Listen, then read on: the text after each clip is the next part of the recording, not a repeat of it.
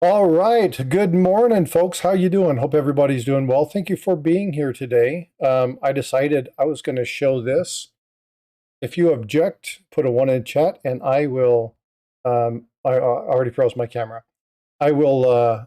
I will cease and desist this and put a picture of a coin up. Hope you guys are doing well. Thank you all for being here. Today we're going to be talking about. Man, my camera's really freezing. I need to find out what's going on with that. I may have to stop sharing this. I think I have too much stuff open. Yeah, you're a little behind, a little laggy. Yeah, I think it's. I have a lot of different stuff open for the presentation, so we'll keep it open. If it keeps freezing, then it is what it is, and I'll just have to live with it. All right. So let me do this really fast. Paula and Eric, good morning. How are you guys? Good morning. Good morning. You guys doing well? Doing perfect. What a day. Last night I got bored and said, I'm going to teach some people about coins.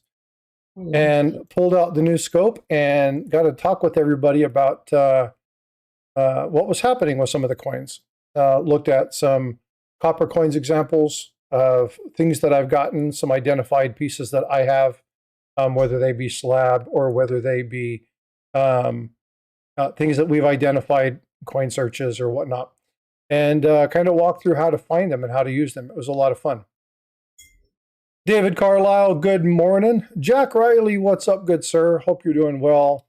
Good morning. Ron, Steve, good morning. Hope you guys are doing all right. Freaking awesome! Just dropped live coin Q&A in chat. Thank you so much awesome for doing that. Freaking awesome! Greatly appreciate you, brother. Good morning, Mike. Mr. Noodleman is in the house. Good morning. I seen Jack Young here just a few moments ago. How are you doing? Good to see you. Azure Blue, always, brother. Good to see you. Hope you and family are doing well as well.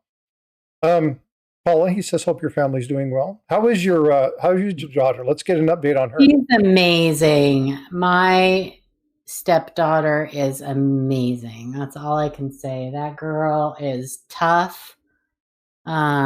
She's healing. She still uses a walker for the most part to get around, but that, that will change. She's home. She has a nurse that comes and she goes to physical therapy, but she's got all her staples out now, and yeah, she's amazing. And I'm telling you guys, I saw pictures. I kind of wish I hadn't, but that girl was flayed. It is amazing that she's alive. I just cannot believe it. She is a miracle. God's got great plans for her. That's awesome. Yeah, I'm glad she's doing better. That's great to hear. My son's dog has a ringworm, though. How's that? Yay, that's great right news. on the top of her nose. That's She's lovely. outside right now. She'll be outside for the next week or so.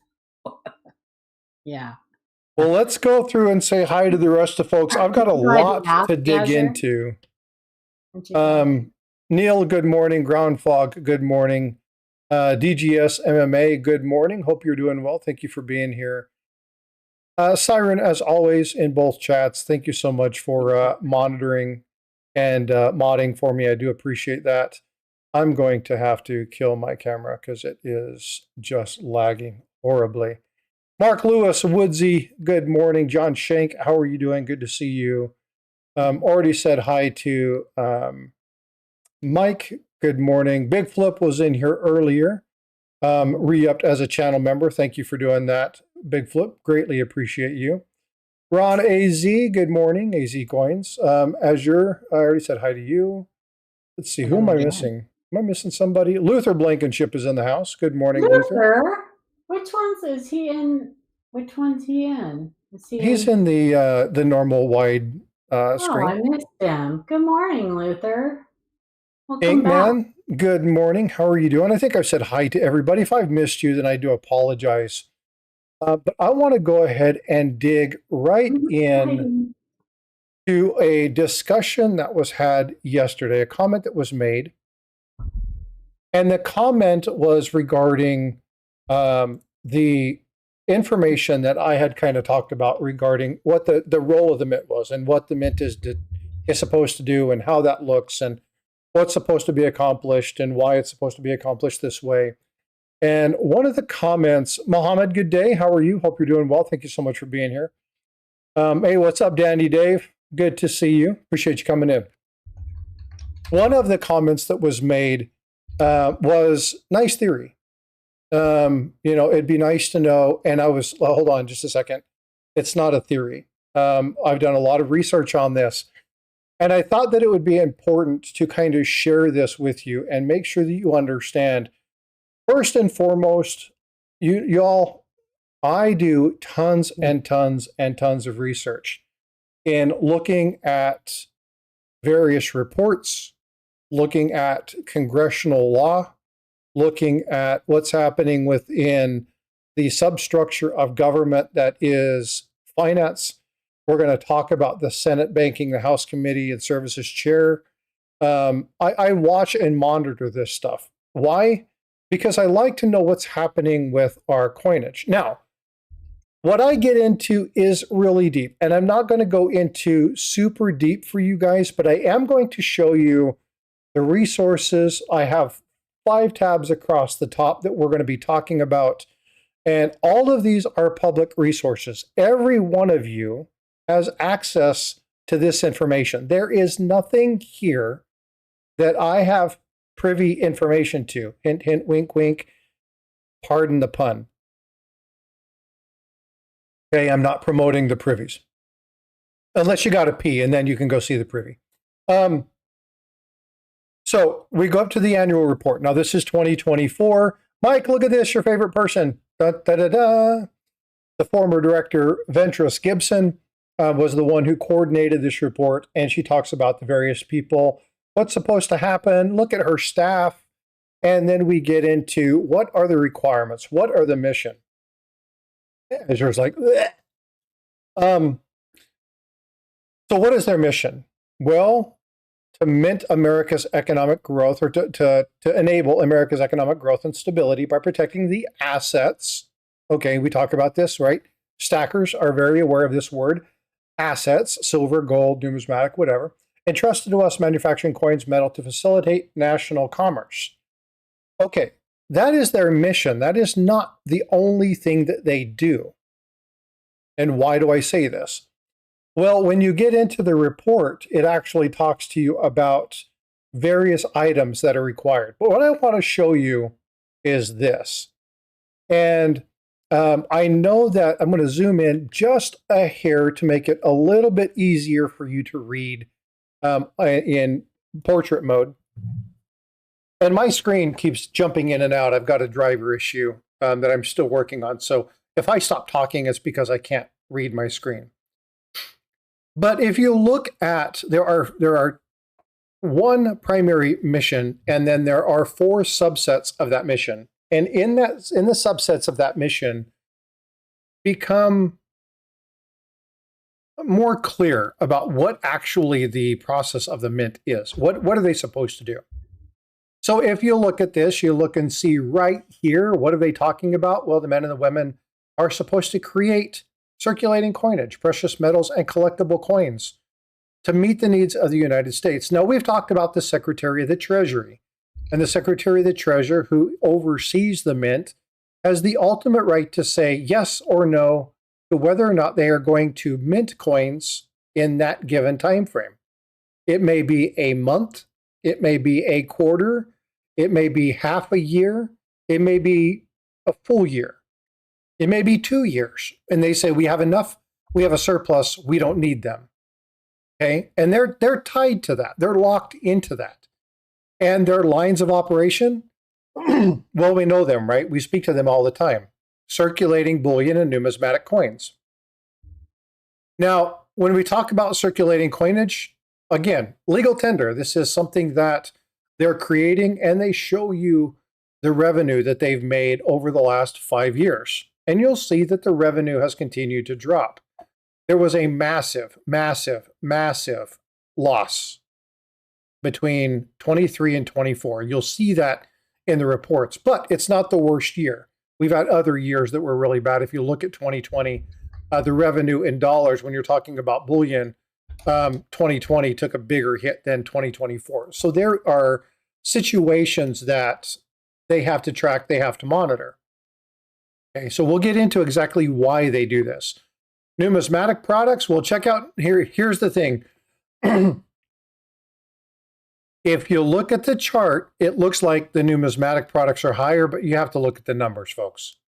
Okay? The United States Mint does way more for bullion than they do numismatic products. Why is that important? Well, everybody's like the collector, the collector, the collector, the collector. A majority of what they're sending, a majority of what they're targeting isn't the numismatic collector. It's that shiny silver, ooh, look at this, it's pretty. It's pretty, right? Because that's what they're selling. American Silver Eagles, American Gold Eagles, it's all here. It's all in the bullion. Well, those technically are both. Well, bullion yeah. And numismatic. Yeah, well, they fall under the semi-numismatic realm because they're bullion-based. But yeah. And so when you look at the numismatic products, you're looking at those particular items that, you know, they're here. But here's the one that everyone forgets, and this is answering the comment the other day. Seigniorage and net income. Okay, the seigniorage is the difference between the face value and the cost of producing the circulating coinage. The mint transfers the seigniorage, the excess money, to the general fund to help finance the national debt. The national income from bullion and numismatic operations can also fund federal programs. This confirms exactly what was stated yesterday, in that the goal, the mission of the mint is to be profitable. They are a funding source for other government products that are tied to that same financial institution, the Federal Reserve, or not the Federal Reserve, excuse me, the Secretary of the Treasury, right? The Treasury Department. You're looking both. In the mint is obviously coinage, and then you have the Bureau of Engraving and Printing, which has the same basic mission, the same basic structure, except instead of minting coins, they're printing the bills, right? So again, their mission here is to be profitable because they are required by law to transfer any seigniorage, any excess monies that they have earned over to the National or the Treasury General Fund. Can I interject something, Frosty? Fire away. That started in 1996 with the passing of the Public Enterprise Fund. I've got a whole bunch of laws and stuff that tie all this stuff together. And it actually started before that. Yeah, it did. But this is a slightly different act. Before that, the operations were done through Congress, and anything made was basically used to finance other expenditures of the government. They didn't actually have an actual fund where all the money came in, and at the end of the year, they cut a check into the general fund. Right. So why is this important? Well, it's important for a couple reasons. So if we come down here and we look at the 2024 performance overall, there was a 27% loss last year. 27%. And we're talking about a massive amount of money. Now, mind you, you're talking about $3 billion was the revenue, and you're looking at a 27% loss to $2.9 billion. That's a huge amount of money. A quarter loss is significant. Well, but 2,000 million is... Revenue was 3-something million. Okay, but 3,000 million is 3.3 billion. Oh, 3, never mind. I can't see that. That's too small. I can't see the little. Never mind. That's okay. No worries. Math is hard. No, I'm just kidding. It's I know it's the screen. I'm just kidding. I'm messing with the two people with eye issues are messing with each other. I know. Carry on. That Paula. So, but the reason that this is important is because, folks, when I tell you that I research and follow this, I seriously mean I research and I follow this. Because it's important to understand, you know, we're looking at the cent and what's going to happen. I'm going to show you a report that was done in 2024. These are biannual reports. They happen every 2 years. And this is something that the Treasury, as well as the United States Mint and the Bureau of Engraving, are required by law to produce a report and let everybody know what's happening within the mint. Now, if you guys are interested in learning about pattern coins and the testing of metals and all the other stuff, follow the congressional report. This Senate report tells you so much cool stuff. We'll get to that here in just a minute. But if you like that stuff and you want to be aware of it, you want to track it, man, you guys need to be tracking this stuff. All right. You know what I'm going to do? Today is do you believe tomorrow is September 1st? I know. That's a good point, though, you guys. Do your own homework. Yeah. Like if you hear something, you're going to hear how many different versions of this, they're getting rid of the penny, have we heard? Yeah. Do your own research. You know what I mean? Yep. Nope, nobody really knows. All right. So Michelle Garrity, Being Becky, Dean R, Papa York, and Jimmy Snowdog, congratulations on your memberships. It's the last day of the month. I still had 5 I needed to send those out. So congratulations. Hope you all have a wonderful day. Matt Winch, what's up? Good morning. Thank you for being here. And congrats to the new members. Okay, so again, massive decrease, right? So they weren't necessarily profitable. Now, this is with circulating coinage. Okay, we're talking about the circulating coinage here, and we're looking at where were they at in retrospect. Coin shipments decreased 44.1%. No, we're not going to be going over the report in massive detail, so don't worry. I'm not turning this into a deep dive, so to speak. But I do want you all to understand kind of what's happening with the coins and where these things are coming from. We look at the bullion coins. We're going to see that the products increased again. Where's the primary sell? What's the mint looking to do? Push bullion. Okay, and that is evident in the numbers. That's where their money is, and that's where some of the big stuff happened. Now, who can tell me in chat one event that happened in 2024 that really helped push this number up? Anybody? Helped push which number up? This number. Numismatic sales. Oh. Those increased numbers. John says Nichols. Woodsy says Trump. Mike says Bueller. Jack Riley, the flowing hair. Ding, ding, ding, ding, ding. The flowing hair was a massive hit. And if you remember, even though they were gold coins, when you look at the information that was there, they had an $8 million woodfall from 230 coins. Yep, from those privy gold. Okay. Yep. No, not the 2025 flowing hair, Jack Young. That is popular for another reason, of which we have talked about for a long time. Yeah, there is no 2025 flowing hair, folks. He is just joking. Okay, let's remember he's the counterfeit guy. He's got some dad jokes. He's got jokes. That's funny though. That really was funny. Nicely played, good sir. But again, now we look here and we look at the general fund. Now I want you to take a look at this number. We're talking about billions of dollars in transactions in bullion and the generation of coins and things like that. What was the transfer to the general fund? $50 million.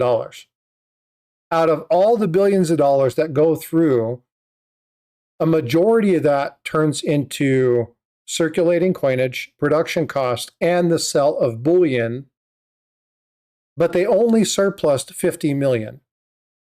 Now, do you consider the mint profitable? Well, some people would say, well, 50 million, that's a pretty hefty chunk of change. Well, when you're talking about government $50 million is a good fair chunk of money. But when you're talking about the Bureau of Engraving and Printing, you're talking about the Mint, you're also talking about the Treasury, you're talking about all these programs, you're talking about equipment, timelines, repair. Eric, you used to do technical writing, right? Yep. You have a certain uptime cycle, and then you have a maintenance and sunsetting cycle. And so equipment has to be refurbished, right? So you have to look at changes of technology and all these other things. They have to be somewhat self-sufficient. Okay. Azure. Gosh. No, he did not like. Can you guys tell that he wasn't a huge fan of Ventress Gibson? Yeah. And again, when we go to the opposite side, another guy who's very knowledgeable, Mike and Matt, they got to interview her, said she was an absolute sweetheart. Everybody who's met her said she's an absolute sweetheart. I met her at the Fun Show 2 times, and she was a wonderful human being. Yeah. She's a very nice person, and I think she did a great job. Do I think she should be out? I don't actually have a 5-year term, right? So I look at things differently. Far from her end of her 5 years, was she? I don't know. Well, she resigned, I think, out of protest. She was ousted by force voluntold is what we like to be. Yeah, and that's me. I don't ever judge anybody by left or right. I think it's kind of dumb. Well, but, that's what to me. Do they do a good job? Yeah. Every administration probably wants their own. Well, sure, because that makes them look better. Director of the Mint. Well, they not just that, but they want people that fall in line with what they're trying to do and their policies and everything else. And sure. Okay. And they want to be able to have that person for the majority of their term. But let's remember why. But let's remember why Ventress was asked to leave. Well, DEI. Yeah, I know. Okay, that was the whole premise behind that, and it wasn't her. It was because of the policies that she had implemented in her tenure regarding DEI.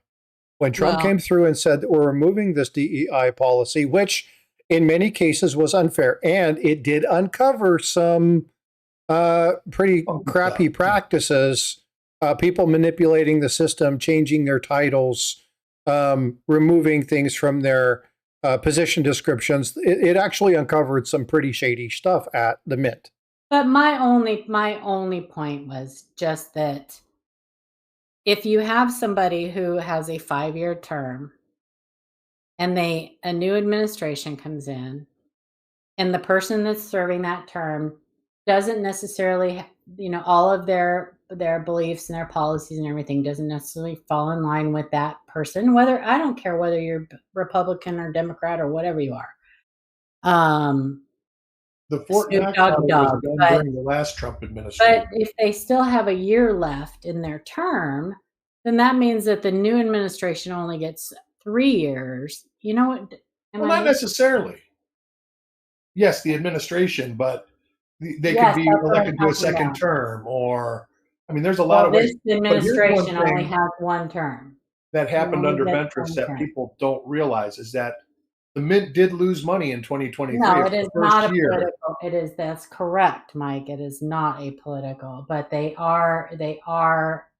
tools. They are appointed and have to be confirmed. So it kind of is a political position because they have to be appointed and they become a subset of the cabinet is basically what happens. Right. And so if you look at cabinet members for the presidency are not voted for, they are appointed. And there's a lot of government-based positions that are appointed for and not voted on. And in order to be appointed... Well, there is a vote. It's just called confirmation. Yeah, but it's Senate confirmation. It has nothing to do with voting, the people voting. Yeah, that's why it's not a public office.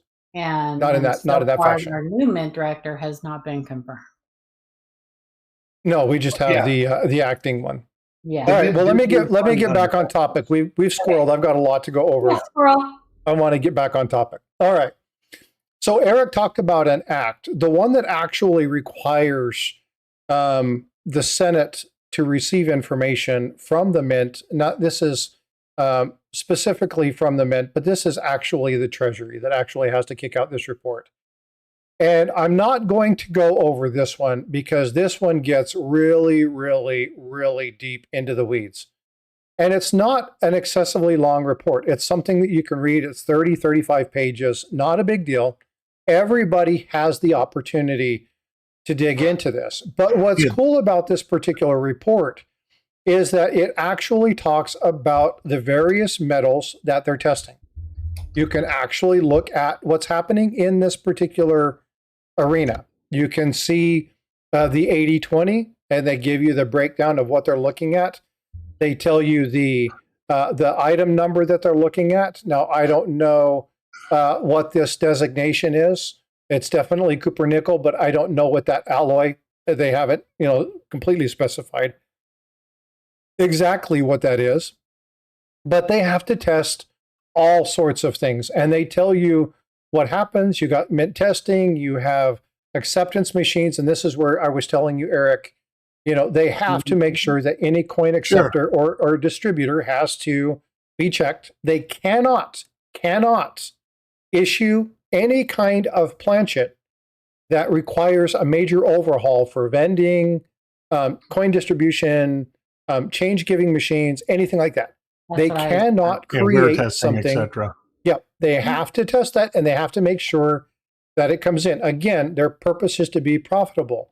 They have looked at the copper-plated steel penny, right, to mirror some of the stuff that's happened with some of the other coinage across.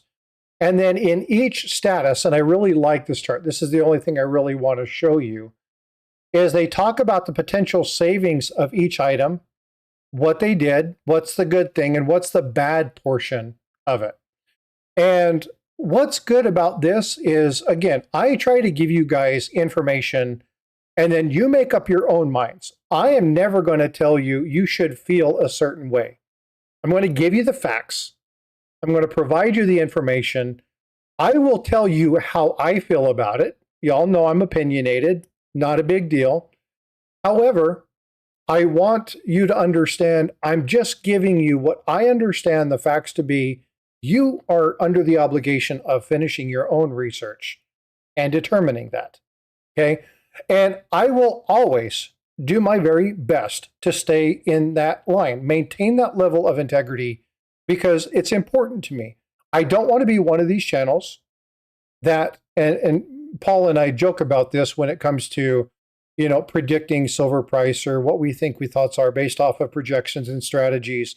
She can't stand doing that because she doesn't like doing that. That's fine. It goes up, it goes down. Yeah, and that's very simple. But there's complex analysis that happens when you're looking at stock markets and investing and what affects gold and silver. And a lot of people run their mouth with stuff. I want to provide you the information and let you guys determine what it is that you want to do. That's my whole premise. Yeah.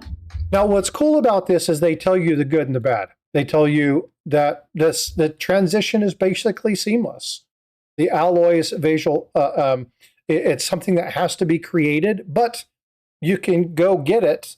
We have to modify it a little bit to fit our need, but you can basically get it off the shelf. Oh, and by the way, this one right here that saves almost $4 million, which isn't a huge chunk of change. It's a fairly small, insignificant amount when looking at it. It is more resistant to counterfeiting. Oh, this might be something that Jack Young is interested in, or maybe Jack Riley. Maybe they want to follow up and look at what's happening with this. So they tell you various aspects of what's going on. And if you're going to be doing things like large-scale testing or strip mining or strip manufacturing, those are all the kind of items from this. If we look at all the things that come through here and we look at, what's happening at each mint, they talk about the system repairs. They talk about the things that they're doing to the dies to ensure the longevity of the die. Again, these are all of the process improvement stuff, and I'm a process improvement guy, that tell you what they're doing. If you really want to know what the hell is going on in the coin and the numismatic world, this report tells you a ton of stuff. a ton of stuff.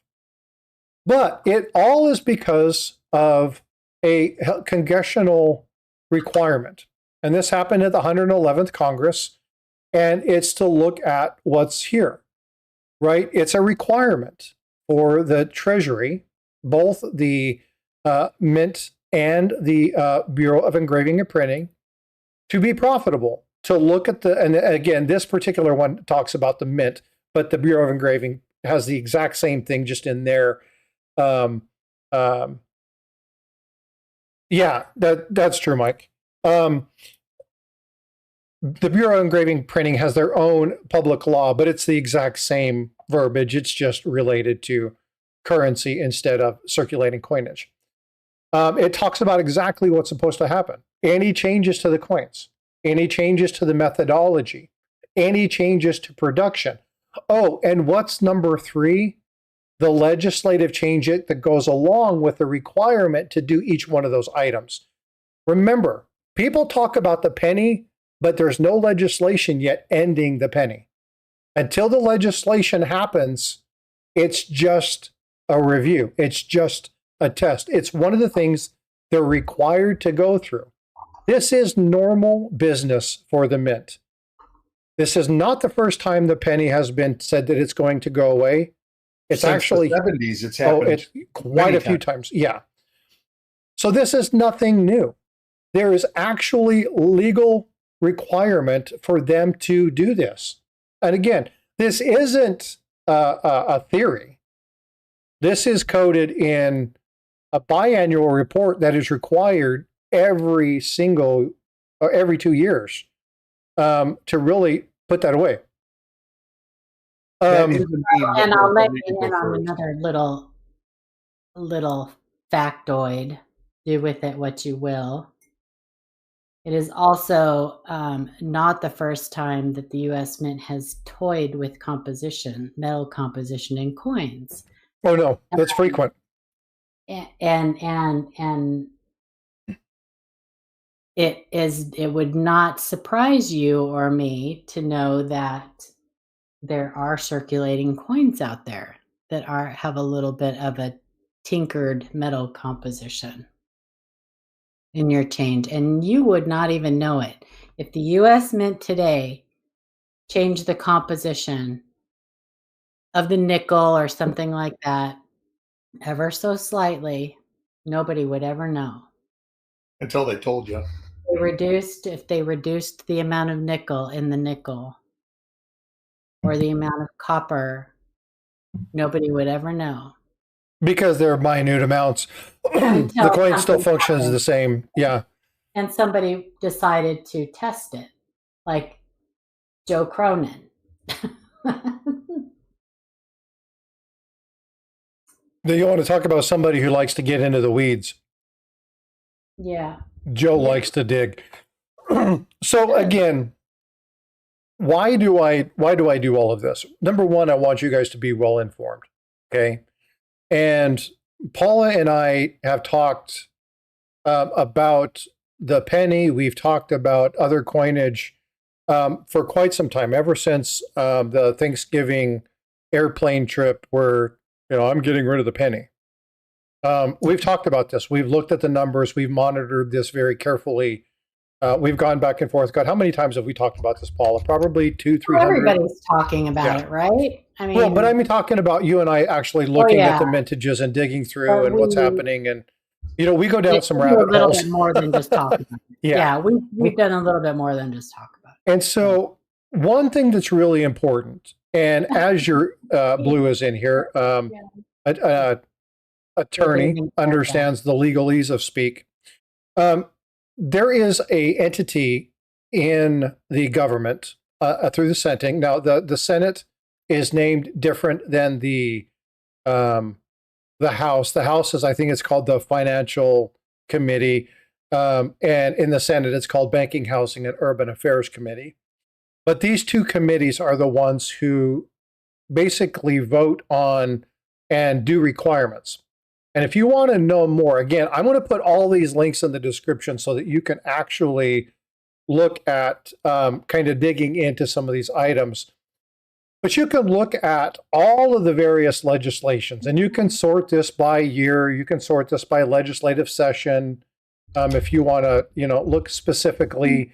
Again, now I use this and I follow this because I'm looking at the Common Sense Act, and I want to see what's happening with the market analysis that's being done with the pennies, and I want to kind of look at stuff like this.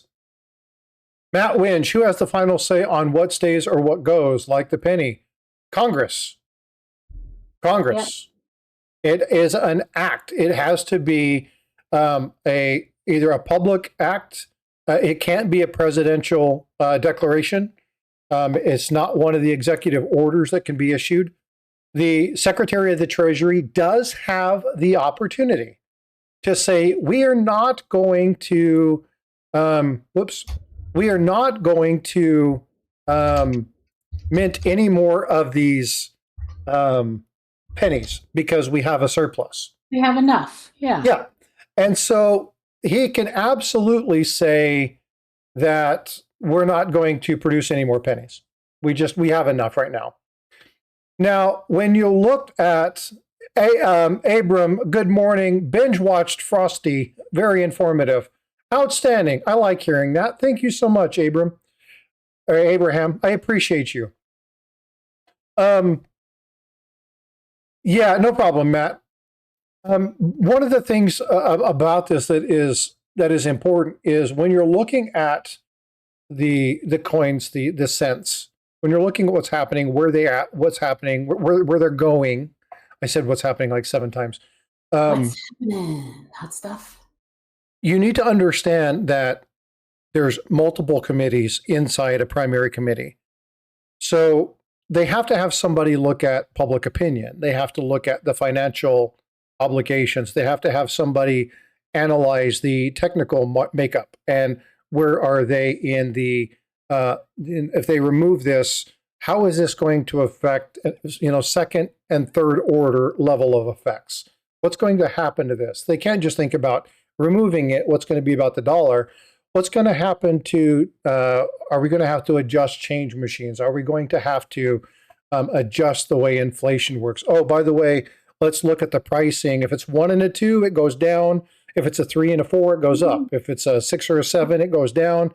If it's an 8 or a 9, it goes up. Now, these are all been listed. They're part of the requirements. They're part of the initial act. And so they have to come up with all this stuff. They have to talk about all of this stuff. But until they have voted, until they get all the information back, all the reports done, they've done the reviews, until they do this, vote on it, and pass public law, it's just an idea. It's just part of the process of what the Mint's job is, the Bureau of Engraving and Printing's job is, the Federal Reserve's, or not the Federal Reserve, I always say that wrong, the Treasury's job, which is to constantly review, look at, identify, and make corrections. It's called process improvement. Okay, and they have a requirement to do that, and that's extremely important. So when we look at these things, again, it's supposed to be one of those things. I don't know why the subscribe thing showed up there. I apologize on that. But I wanted to walk through this because, again, yesterday in chat when I saw the comment, and I know Chad didn't mean anything negative by it. It's just good theory, right? Where's the details? I want you guys to know that I have dug into this probably way, way, way deeper than I needed to, but nowhere near as deep as I could go. There's a lot of information. There's a lot of nuance.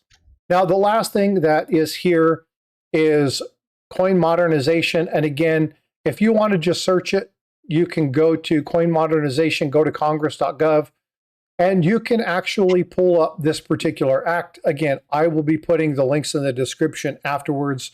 So if you want to look at it, you can go look at it, go check it out, dig into these elements yourself. But it's really easy to Google. You can find this. You can find all the items. Look at the various amendments that have been made, and you have the ability to fully understand what the obligation, what the requirement of the Mint actually is. So what you singing, Paula? Oh, sorry. Good times. Ain't we lucky we got 'em? Good times. So, oh boy, I miss my calling. I know, you guys. Just saying. but anyway, I wanted to share this with you. I wanted to take the first 30, 40 minutes of this show and kind of just talk about, what really is the Mint's objective? Because I think a lot of people just think it's to do coins. It is, but there's a lot more to it. It's actually pretty in depth, and it's pretty straightforward. So I hope you guys like that. I hope you guys enjoyed. I did. I really like, I like that kind of stuff. But Another little trivial piece, 2023 was the only year they didn't contribute to the general fund. That's a fact. The contributing fund was zero. And do you know why that is? I do not. So there were two things happening in 2023. And one of them was, and I'm going to I keep freezing on the Facebook side. So I'm going to kill my camera and just do this because my camera keeps freezing for some reason. There were some investigations that were going on and looking at what was happening. There were major changes, major overhauls. But there was also a massive redesign that occurred. You guys remember the redesign? You mean for the website? The website. Yeah. They put so much money into the redesign and the reconfiguration of the website because when they released stuff the year prior, it completely and utterly disintegrated in front of everybody. It was a horrible travesty. And well, they were still recovering too, weren't they, from the bid? The bid. Well, yeah. So there were after effects from that. Redesign of the U.S. Mint. Thank you, Ventris Gibson, of their website was the single best thing in my lifetime. That's fact. The U.S. Mint has done. She pushed. That was a disaster. She pushed really, really, really hard, and a lot of people don't understand. And there was quite a bit of money, but she told them, she goes, "If we don't get this, we're never going to be profitable." Oh, that was a disaster. And she went to bat and did a full-on web redesign amidst some very tumultuous times. And I mean, it got ugly. They were talking about selling, getting rid of the stores, getting rid of numismatic products. They talked about getting rid of certain things. Like, it got really nasty for the Mint for a while. And Ventris was in a very difficult position. But the one thing that she really did, if you really want to talk about that one positive thing that came out of that, was that website. When they released the Morgan Dollars in 2021, which was a huge event, a much awaited event, like people have been talking about it for years. I remember even signing the little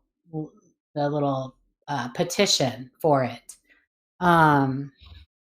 When they finally did release it, that website was a disaster. It crashed. It crashed and crashed. And I mean, people were furious. Yep, they were livid. Furious. So when she finally got that straightened out and fixed, it made a huge difference. It made all the difference. That waiting room is, I know people still get upset with that. Oh my gosh, I had to wait for an hour or whatever.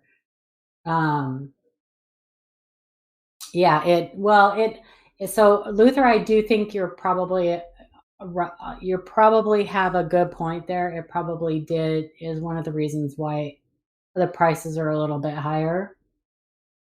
But Mike, I don't know what Paul Hollis is going to be able to do. I know that you're a huge Ventris Gibson fan. I have high hopes for what Paul Hollis is going to do, just from a collector standpoint. I have high hopes. So I'm kind of one of those people that, like, I'll sit back and wait, and I will refrain from trying to pass any judgment until, like, I see actions. The only I'm not gonna make him a failure before he is even started. The only concern that I have with Paul Hollis is people's viewpoint of him regarding something that Mike said yesterday, which was that he hawked coins. He wasn't a dealer, he hawked coins. And again, selling technique and the way that stuff was done, I fully get why it was said that way. And when we look at who the primary population collectors, numismatic collectors, or your hardcore stackers, right? The people that are really trying to prepare for major events. These people are no BS, bottom line. They can't stand that kind of stuff. I'm a little concerned about that aspect of him, but I think that Ventress didn't claim to be a collector. She wasn't a collector. She was actually just looking at making some processes work. And the one thing that I learned about Ventress in the video, and if you guys, Mike, do me a favor, if you have the capability to do that. She was great PR. People liked her. Yeah, but if you'll do me a favor, Mike, put your link to your video, or if somebody can go do the research for me real quick. Go grab the link to the interview that he did with the interview with Ventress Gibson, along with Matt. Oh my God, I almost forgot Matt's name. Yeah. Where the hell is Matt? Why doesn't Matt come in here? Shame on him. No, he's probably doing coin. Yeah, but he's probably doing coin shows and stuff like that too. He's a busy dude. Or something. But the whole premise was, what is the end result? What was she brought in to do? There were other issues at the Mint at the time frame that they were trying to resort through. There were things, some adaptations for security that were being implemented. I did a story a little while back regarding the photo thing and some of the adaptations that were happening, some of the Mint products that are happening, some of the technology. Some of the Mint products that she has put through, I cannot stand. You're right. So there is good to her and there is bad, just like with anything. And so, again, we talk about why was she asked to leave? Now, again, who we should have asked to leave wasn't necessarily Ventress Gibson. I think it would have been most of the voting members on the CAC. My opinion only. Take it and leave it as you will. But they're the ones who vote on the designs. And if you've ever been to a CCAC, now, when I talk about CAC, I'm not talking about the professional grading company, CAC. I'm talking about the CCAC, the board that actually meets. They go over, they evaluate the coins, look at the designs, they vote on it. Advisory committee. Yeah, they're which you can watch online. They have their meetings. You can watch the meetings. I would rather get drunk and watch paint dry. Boy, no kidding. Because the meetings are horrible. Yeah, you can predict what all the questions and answers are going to be. National security, Homeland Security. What does this person think? And it used to be a whole lot of what is the DEI component of this. It got really, really heavy towards that for a while. And if you look at the semi-quincentennial displays, you'll see it. It was evident. And you'll see it in a lot of different items. Mike just texted me the link. Unfortunately, I can't pull that off my phone to post it. But give me just a second. Let me do this. Let me copy. Let me get over here to YouTube on my phone. Good morning, everybody. Happy Sunday. I'm going to post this, but I got to do it from my phone. So ain't this a peach? Speaking of peaches, you guys want to see a fun video? Go check out my Redfield hoard. That guy loved peaches. That's a great story. I could eat a peach for days. Who said that? Okay, there's the link. That link was just thrown in. That's the link to the Coin Show podcast interview. Happy Sunday, Mark Lewis. Yeah, I know, John Hannah. I think this was a sleeper. This was a sleeper coin or metal, but coin if you got the gold. Azure Blue got both, and the gold is beautiful. I wish I'd have had the coin roll to buy the gold. The gold, that's a phenomenal piece. Yeah, it's pretty. Wait till you see when I get my ANA coin too from Ascension Islands. You know, you need to quit talking about that because I wasn't able to get one. I know, but you can get one still. But just wait. Don't go right now because the ones that are on eBay they're asking outrageous amounts, and it'll go down just like it did the one from last year. And I don't know that Minted Assets is going to be selling any of the silver ones this year on their AppMex has the silver ones for like 125, I think, or something like that. It is magnificent. It really is. And it's got a little bee, a little tiny bee right there. Red silver. Paul is badmouthing the mint, and now you're praising the Liberty Medal. I don't badmouth the mint.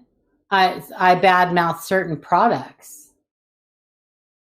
I think some of the decisions that were made were very politically charged. I do badmouth certain products, but I've never look. You guys know I buy proof and mint sets every year. I did not buy the silver proof set this year. They priced me out of it, unfortunately. So I will wait a year and I will buy it on the secondary market because it will go down. Well, hopefully. It's going to depend on on silver and stuff, but they did price me out of the silver proof set this year, but I did get the clad proof and I did get the mints, a couple of the mint sets. And I got this silly thing that'll be for sale. But however, can we talk about this for a minute? Because I have some interesting stuff. What? I did that to you yesterday too. Yeah, go ahead. We can talk about that. Let's pull it up. What if, let's say for spits and giggles, all of these little privy mark things that I like to dislike so much, what if they just happen to be security features? Can't hear you. What if they just happen to be security features? That's a different spin, but I like it. It'll probably be one of them. I betcha. Let me correct something on that. I'll bet you. I would bet a.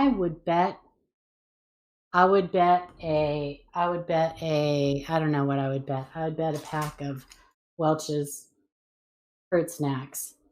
That's going to get you a big bet. Yeah. I'm not a high roller. Man, I don't know what to do. So here's my thing about that. I understand the idea behind it, but you want me to tell you my spin on that? The mint is about 2 years behind the rest of the mints who actually know what the hell they're doing. And they're getting on board something that's worked with the Australian mint, that's something that's worked with the Royal Canadian Mint, something that's happened in Tupelo, or Tulalau, whatever that is, Nui, right? They've been doing all this stuff. Now, I want to correct something real quick that Luther said, and the privy mark is a mint-made counter stamp. Remember that this is done with a laser engraving. Now, it is not a counter stamp. It is not a counter stamp, but I want to point something out very clearly, and I talked about this in a video that I did, as well as a little short. Counter stamps are done to the coin. You do need to pay attention because this will start people who don't understand what this is. They don't understand the difference between relief and cuse. They don't understand counter stamping versus laser engraving on the die. There is a lot of opportunity with these for deception. So when you're looking at these, you guys need to be very clear about looking at is it incuse? If it's incuse on the coin, this is not a laser engraved die, because that means that it would have to be raised on the die. That's not how these things are done. It's raised on the coin, which means that it's incuse on the die.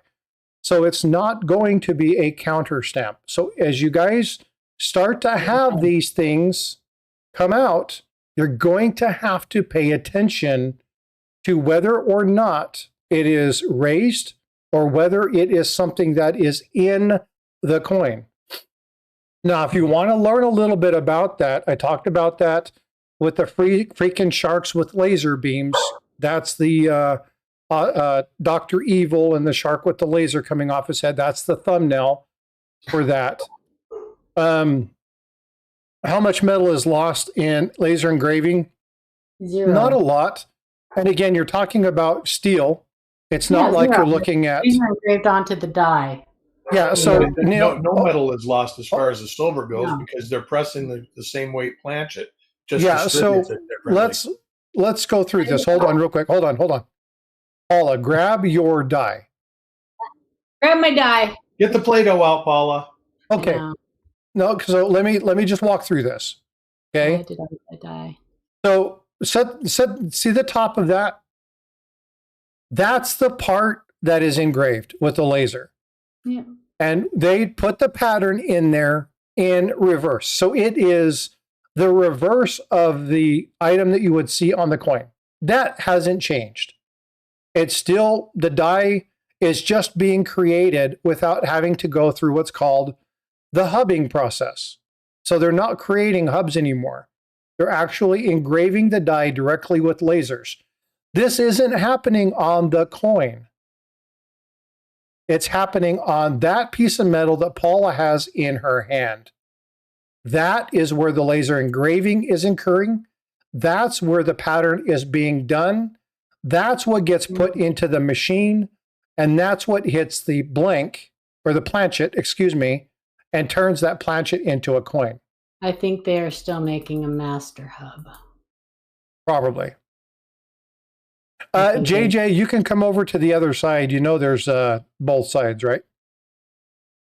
So Vice coins help me learn the process. Oh, yeah, Vice coins are a great teaching tool for teaching people the difference between what would happen. And again, this is why it's extremely important, folks. Know your minting process. Know the minting process. Right? That's going to really help you understand what is and what isn't happening. Yeah, no problem, Neil. It was a great question. It really was. This actually is a very good series of questions that have come out. And I appreciate Luther and Neil for asking these, because these are the little, oh, look at that. One that's this done. Is what a die looks like before it is hubbed. Before it's hubbed.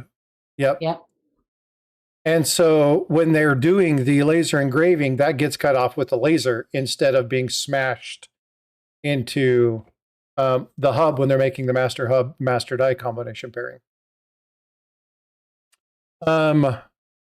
Yeah, fun stuff. Matt Winge, cool. Always getting educated. Love it. I think all three of us on here love to do this, don't we? I do. Really? I mean, that's kind of what we go for, right? That's our kind of our thing, you know? Kind of our thing, y'all. I'm crossing my hands. You can't see me, but Hubba hubba. Matt Winge always thought it was on the coin. Yeah, and so that's a common misconception. It's actually on that die. And again, I'm going to bring this back up. That flat surface there, this is actually a canceled die, right? They've actually taken off the pattern on that. And is that a nickel? This is a dime. A dime. And so what they've done is you can see that they've abraded away the design element. And I need to get one of those. That's one thing I keep saying I need to get me, is one of those canceled dies. And you can buy them. Yeah, you can buy them. You can buy them with years. They've been orders. Sold them a few times. Yep. The original ones were actually, they took a torch and cut the face off with a torch. Salivate Metal has one, and I'm trying to get him to will it to me. I've teased him about it twice.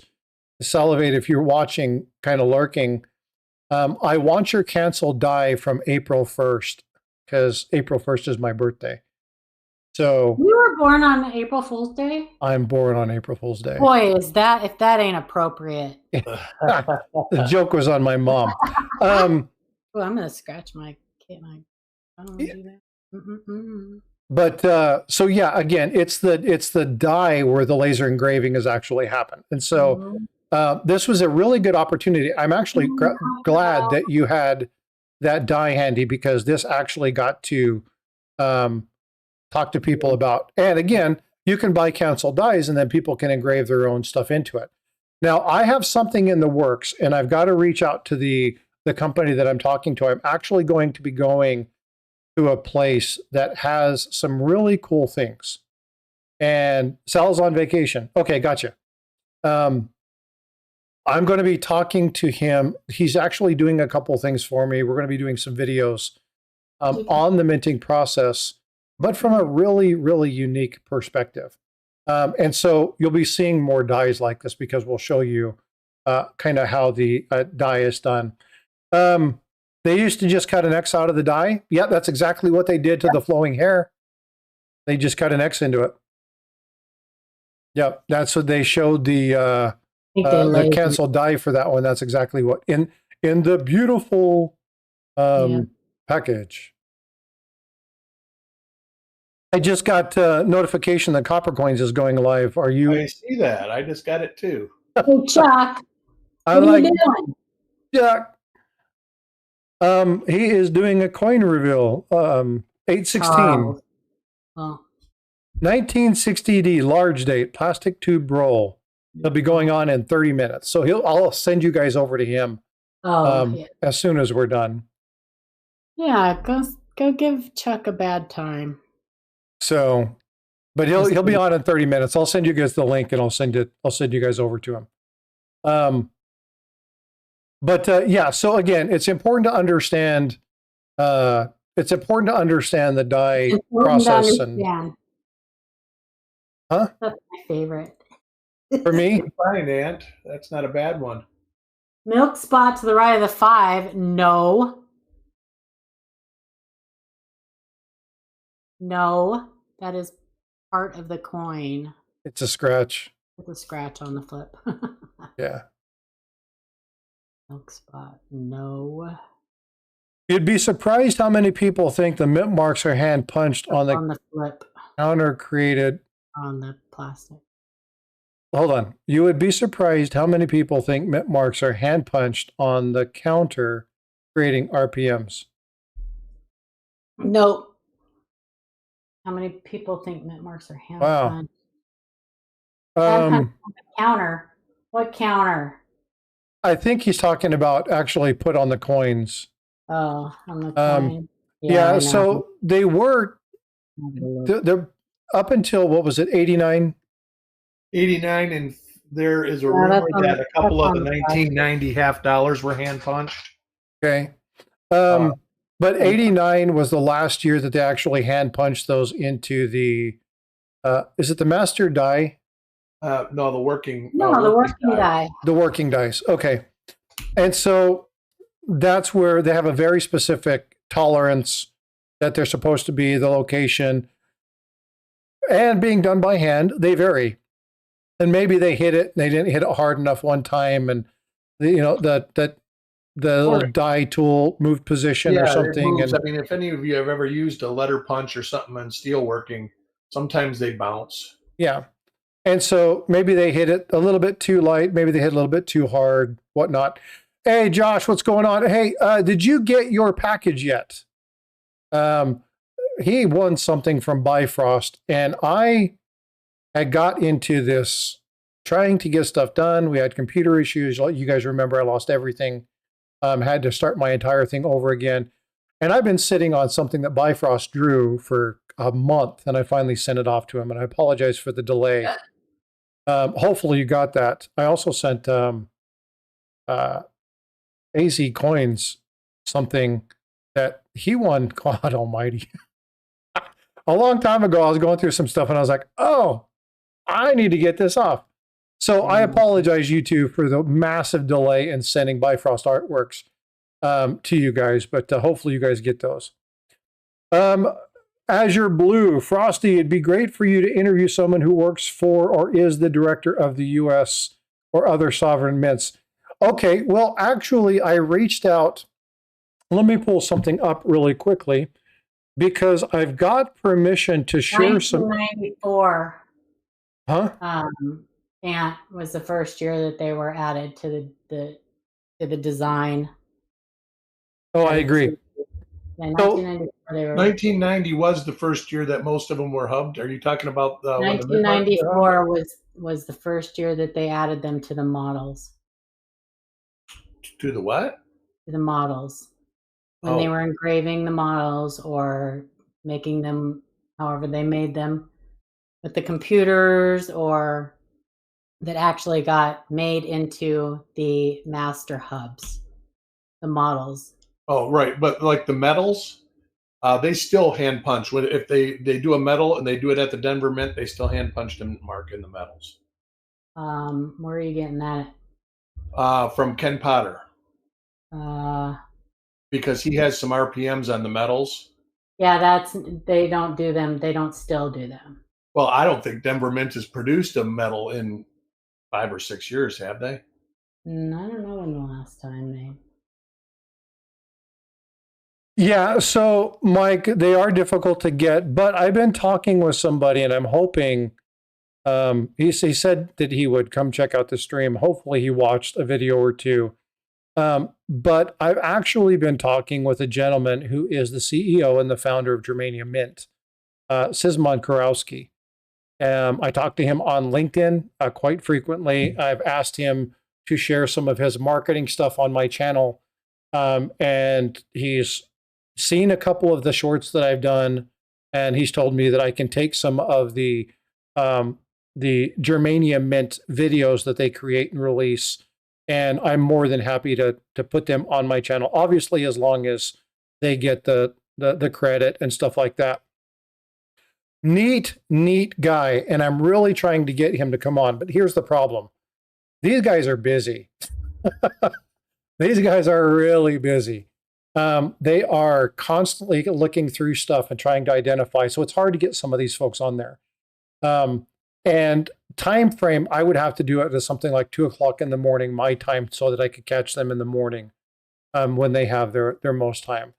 I am of the belief that if I'm going to invite somebody to do something, I'm going to do it when it's best for them. I don't want them waking up at 1 o'clock in the morning to do a live stream for me.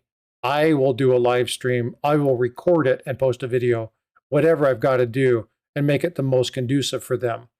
So coordinating things in that line of work is tough.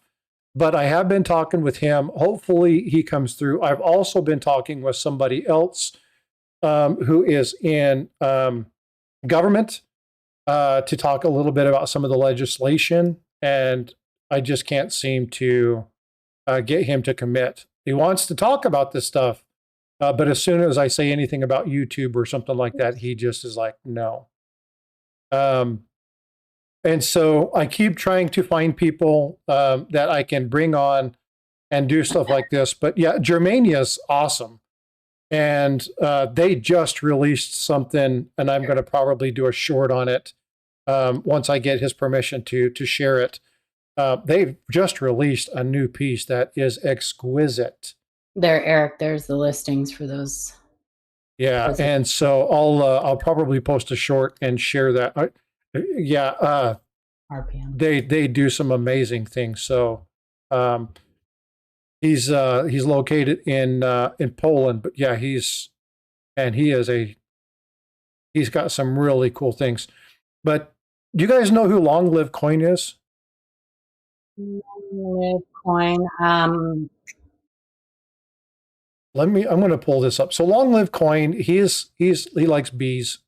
And so one of his things is the bee. And why does that sound familiar to me? Probably because he's done some stuff, interviews with Aaron Burke. Oh. Azure put the bee up. I don't know him. Let me show you this. This freaking thing. Oh my God. I love this. This was oh, actually it was this 2024? I thought it was 2025. Ooh. They're releasing a new one, but why is it not coming up? Be kind. That's right. Be kind. Be kind to each other.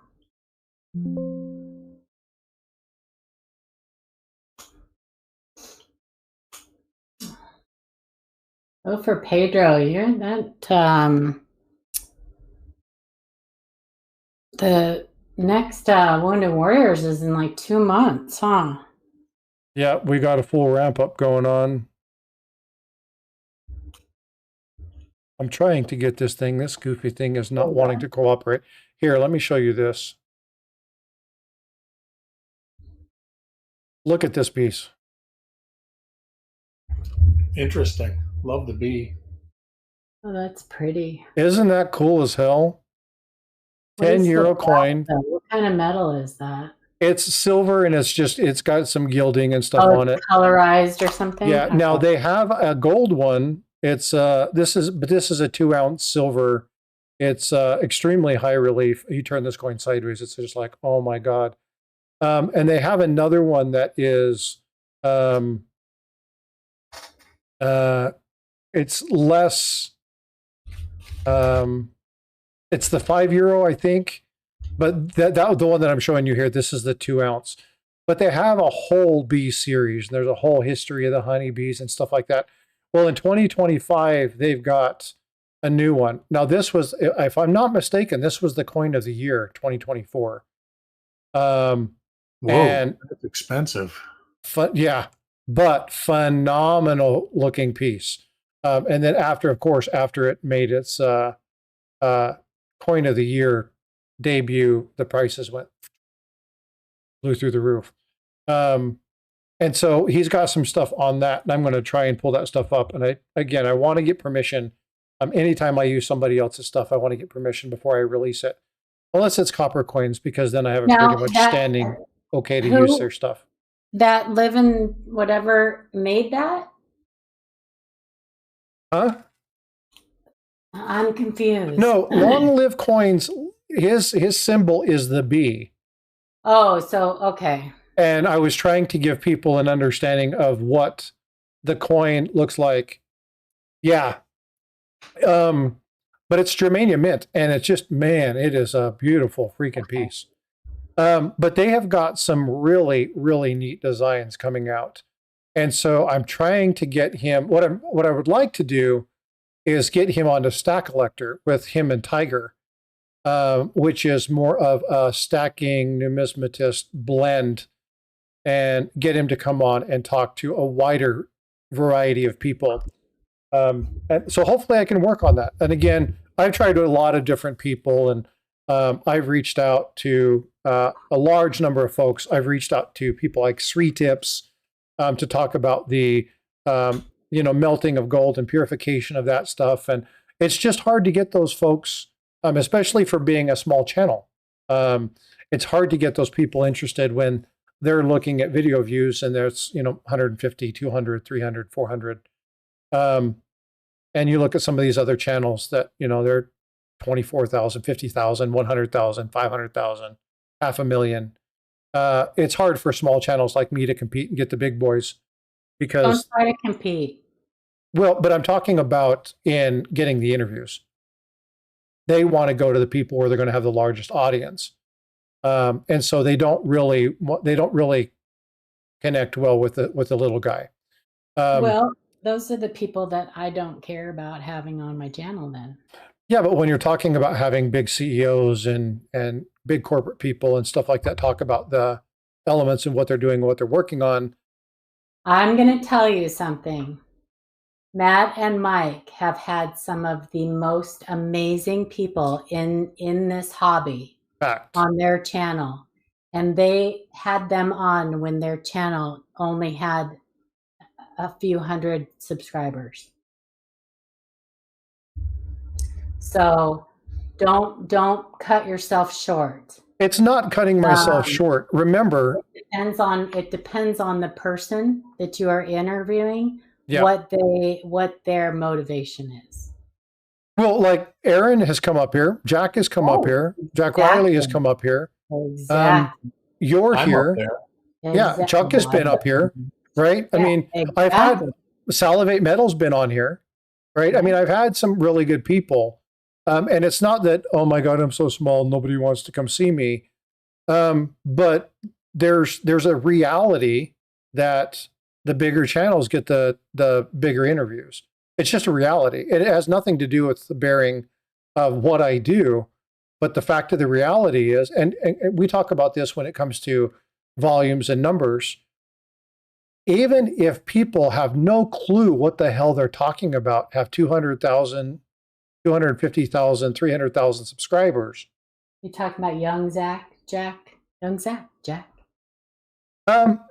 Yeah, young Zach. I connected with him on Facebook, but we really haven't discussed anything. I want to do an introductory phone call between us. That's one of the people that I'm referencing, but there are other people who are more astute in the hobby. Let's just use that. Who claim because they have a piece of paper on their wall that they are smarter than the rest of us. Well, let me tell you, there are also some shots big fired. channels that, anyway, I'm not going to say anything. You know where I'm going with that. There are some bigger channels that are not worthy of having people on. I'm not worthy. I'm not worthy. I'm just saying. No, I know. I think get you. People put give too much credence to subscriber count and everything else when that is easily manipulated. Okay, so I want you guys. This is something now.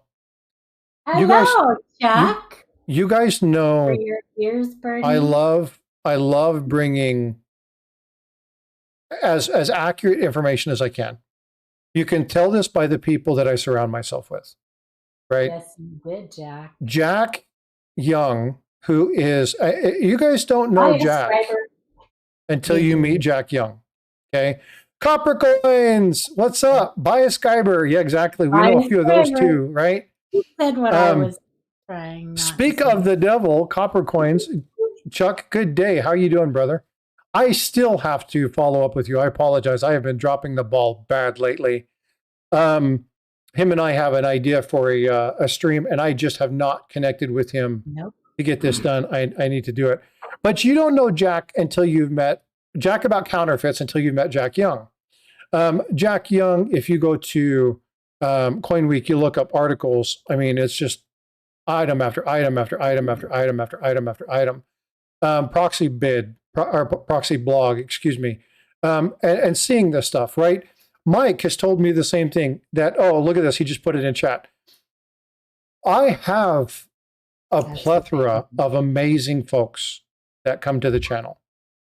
I have been able to work with Chuck and Mike and Jack and Eric and Paula and just some amazing names. All of us have one thing in common: to provide you with the most possible accurate information, give you the facts, and then let you make up your mind. Yep. Okay? Make up your mind. But here's the thing. We have a very hard time. And Chuck and Paula and I, Eric, were you there when we did the counterfeiting book and the lady who stole all of Chuck's crap? I was in the chat. No, I wasn't in the... Oh yeah, I just put a nasty comment on one of her Facebook posts. Yeah, and so we have people that they just want to steal information and take everybody's stuff and claim credit for it. And you know, again, I say this with all our snarky sarcasm involved.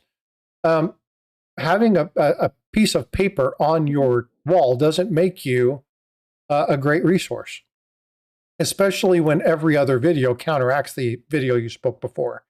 It's just not good. And yeah, Copper Owl, people buy subs, and we've looked at that, right? Copper Owl. Now there are situations where you can look at people's information and it stands out. no subs for 5 months, and then all of a sudden they get 1,000 subs. What? Huh? Their views didn't go up, right? And there's also channels. Go ahead, Paula. Sorry. I just said they can buy views also. So yeah, but most of the time, when a person has purchased subscribers, or someone else has purchased them for them, most of the time it's fairly obvious because the subscriber count goes up really fast and the views don't match. So it's fair. I said that without saying a B. Let's just stop at A. But it is pretty obvious. And whatever, I think and I don't know how YouTube works. Maybe YouTube does push them if they have a higher subscriber count. Maybe they do get picked up more by their algorithm. I don't know. I also know that these vertical streams, they tend to bring in more people, more views and stuff like that. I get a lot of my subs from that side. Diggin' Dave and I love Diggin' Dave. He got a lot of subscribers when he started doing the vertical count, and good for him. Like, I am so happy for him because he's a good channel. Yeah. So, but how long can you sustain that? You know what I mean? Well, and so one thing that this is one reason that I stream in both. One, I want to give people who don't like the widescreen format, and there are people who don't like it, but most people don't like the portrait view, that like the widescreen format.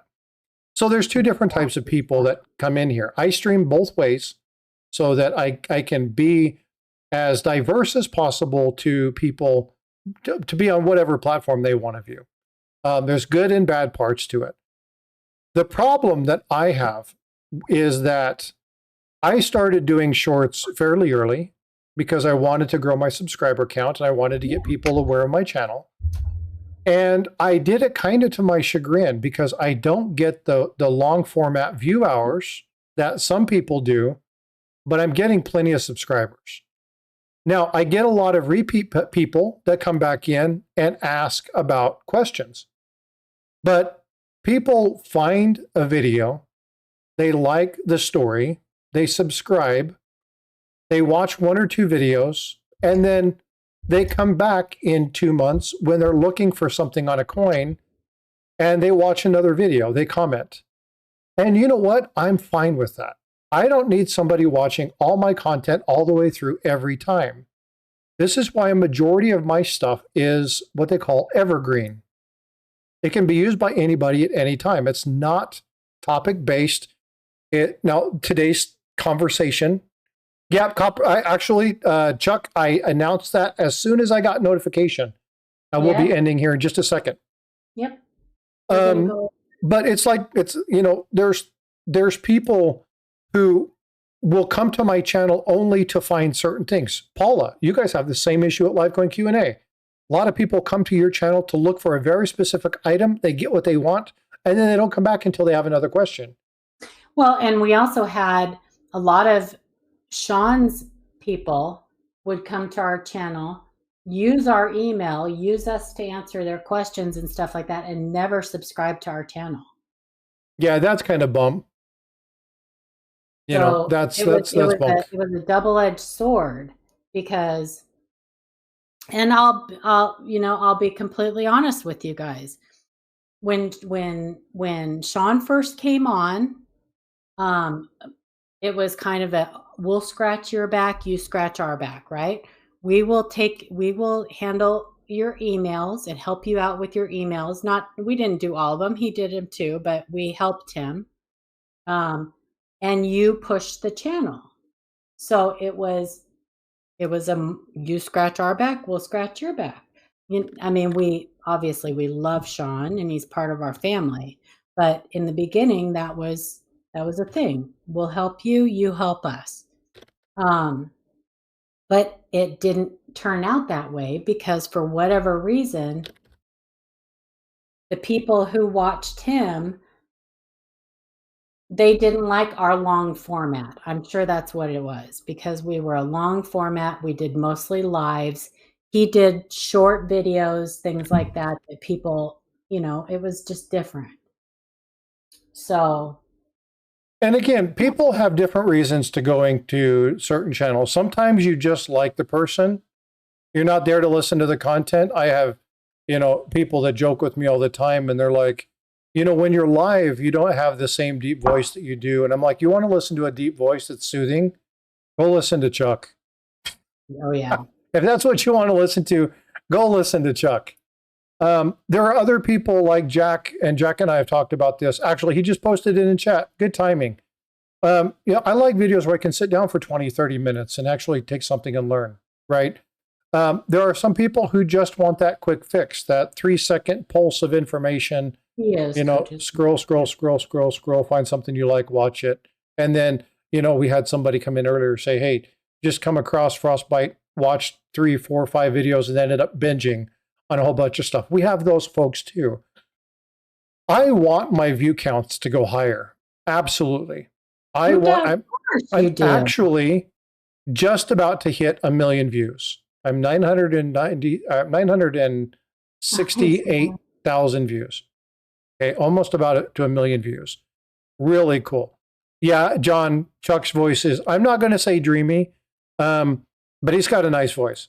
And so I really want to hit those milestones. I like hitting those milestones. They're fun. Of course you do. And I want the channel to be self-sufficient, right? I don't want to have to continue to pay for all these web services and cameras, equipment out of my own pocket. I'd love for the thing to support itself. It's close. It's just not there. And that comes with time. But I'm okay growing my channel slowly. I had one freak event on my stream, and it caused kind of just like, what the hell is going on? Figured out what it was, and it just happened to be a Frostbyte coin and Frostbyte coins, the same color pattern. One was a cryptocurrency software that was coming out. And I had just changed all of my headers and footers and viewers and changed the graphics and everything. And I got picked up on this Bitcoin thing, and all of a sudden I got 1,800 Indian subscribers. Oh, we can account for that. No, what happens there. But the problem with having a great subscriber jump like that is I didn't increase any watch hours. And he had people like me going, are you buying subs? What's going on? Well, and when we actually went through and tried to find out what was happening. Oh, yeah. It took me a long time. Yeah, and I confronted him. I'm like, excuse me, something's fishy.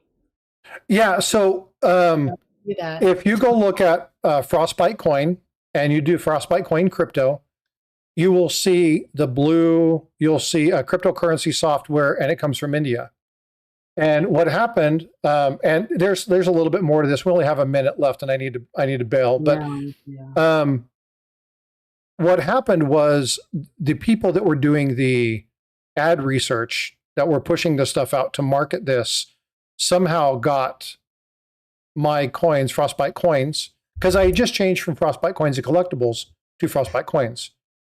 And I had changed my logo, changed the stuff, and people were going, oh, check this out. They've got stickers, they've got all sorts of other stuff that are doing it. They're appealing to a different audience. And they picked me up and they put me in their marketing plan. And it was like 4 days, I had 1,800 more subscribers. Jack says I have a voice for articles. That's funny. But that's what happened with mine. But we can account for it. There was a massive boom in a couple of videos. People were looking at it. But there was no massive spike. We identified it. I explained to everybody exactly what was happening, and I can account for the peak. But if you look at my growth follows a steady parabolic curve up. My views follow that same basic curve up. My subscriber counts, it's +10, +8, +5, +10, +8, +5, +10, +2, -1, +5, -3, +2, +5, -1, right? And it's constantly on that all the time. Don't bail on my account. No, it's time anyway for me to go. My wife and I are going to, we talked about cooking breakfast. My daughter's here. Both my sons are home. They're not working. So we're going to do breakfast, more like brunch, kind of visit and hang out this morning. So my plan was to cut off at 10 o'clock. Guys, see you next week. Go to Copper Coins, everybody. You'll learn a lot.